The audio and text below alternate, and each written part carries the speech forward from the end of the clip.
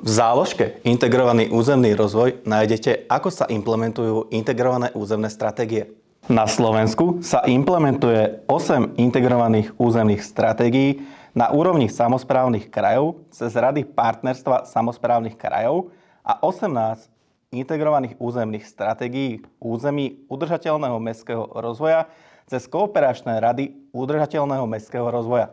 Ďalej tu nájdete územné alokácie vyčlenené pre jednotlivé regióny a funkčné mestské oblasti, alebo zloženie jednotlivých rád partnerstva jednotlivých krajov a kooperačných rád. V záložke Implementácia integrovaných územných stratégií nájdete po kliknutí na ilustračnú tabuľku sa zobrazí PDF pole, na ktorom sú zobrazené nasledujúce údaje. Modrý riadok popisujúci celkový prehľad implementácie integrovaných územných investícií. Dva zelené riadky sumarizujúce stav implementácie VUC a UMR. 26 bielých riadkov popisujúcich stav implementácie za VUC a UMR. V obcoch je vidieť alokácie jednotlivých území, počty a alokácie schválených projektových zámerov, prijatých žiadostí o NFP, schválených žiadostí o NFP, kontrahovanie a čerpanie.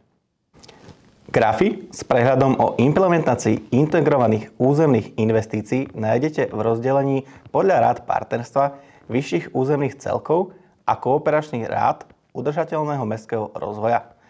Zobrazujú podiel schválených projektových zámerov územných partnerov a prijatých žiadostí o nenávratný finančný príspevok na celkovej alokácii.